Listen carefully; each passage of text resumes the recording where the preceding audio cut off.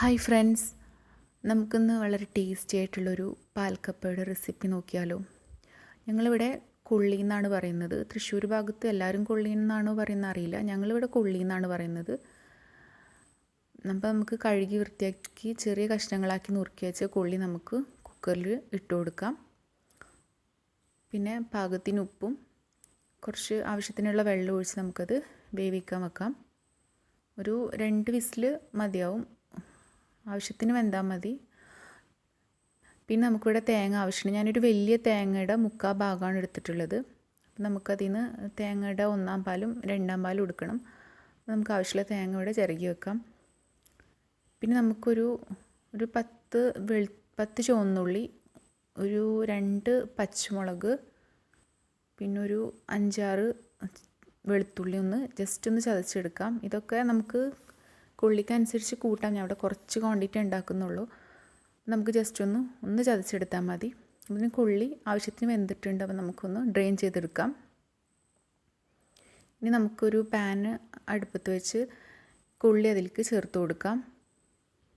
പിന്നെ നമ്മൾ ചതച്ച് വെച്ച വെളുത്തുള്ളി, ചുവന്നുള്ളി, പച്ചമുളക് മിക്സ് കൂടെ ചേർത്ത് നന്നായിട്ട് ഒന്ന് ഇളക്കി യോജിപ്പിക്കാം. എല്ലാ ഭാഗത്തും ഒന്ന് മിക്സാക്കി എടുക്കാം. നമുക്ക് കുറച്ച് കറിവേപ്പിലൂടെ ചേർത്ത് കൊടുക്കാം.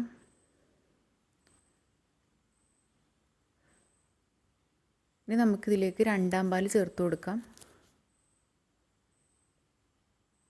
2/2 പാൽ ചേർത്ത് നന്നായിട്ടൊന്ന് മിക്സ് ചെയ്യാം.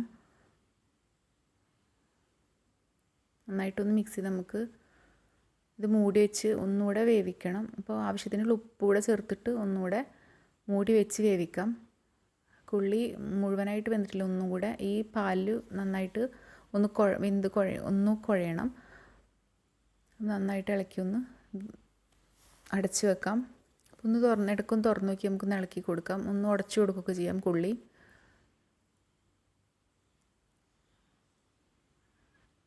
ഒന്നുകൂടെ ഒന്ന്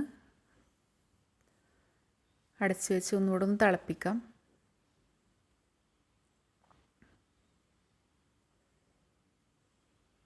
ഇപ്പോൾ കൊള്ളി ആവശ്യത്തിന് വെന്തുണ്ട്, നന്നായി തിളച്ചിട്ടൊക്കെ ഉണ്ട്. അപ്പോൾ ഒന്ന് ഇളക്കി കൊടുത്ത് നമുക്ക് 1/4 പാൽ ചേർത്ത് കൊടുക്കാം. നന്നായിട്ടൊന്ന് ഇളക്കി കൊടുക്കാം. 1/4 പാൽ ചേർത്താൽ പിന്നെ തിളക്കേണ്ട ആവശ്യമില്ല. നന്നായിട്ടൊന്ന് മിക്സ് ചെയ്യാം. ഇനി നമുക്കിത് ഇതിലേക്ക് കടുക് പൊട്ടിച്ച് ചേർക്കാം. അപ്പോൾ നമുക്കൊരു ചട്ടി വെച്ച് അതിൽ വെളിച്ചെണ്ണ ഒഴിച്ച് കടുക് ഇട്ട് കൊടുക്കാം.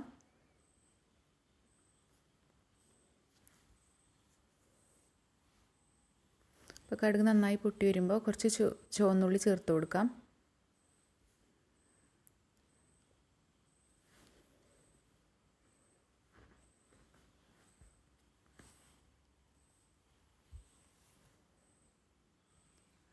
ചുവന്നുള്ളി നന്നായിട്ടൊന്ന് മൂത്ത് വരുമ്പോൾ നമുക്ക് ഒരു 2-4 ഉണക്കമുളക് ചേർത്ത് കൊടുക്കാം.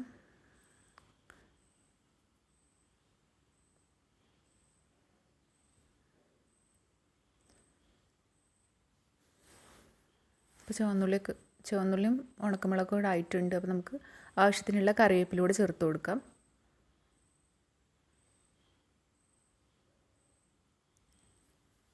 ഇനി നമുക്ക് ഇത് കൊള്ളിയിലേക്ക് ചേർത്ത് കൊടുക്കാം.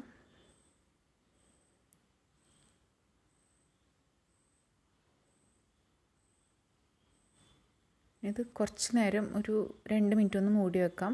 നമുക്ക് തുറന്നിട്ട് നന്നായിട്ട് ഇളക്കി യോജിപ്പിക്കാം.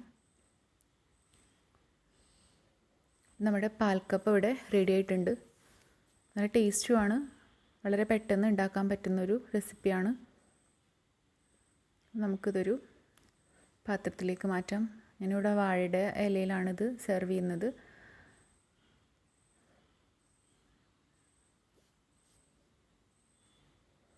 അപ്പോൾ പാൽക്കപ്പ ഇവിടെ റെഡി ആയിട്ടുണ്ട്.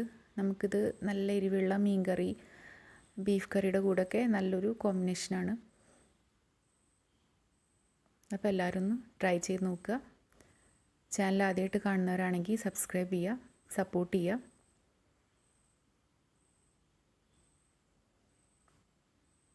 എല്ലാവർക്കും വീഡിയോ ഇഷ്ടമായി എന്ന് വിചാരിക്കുന്നു.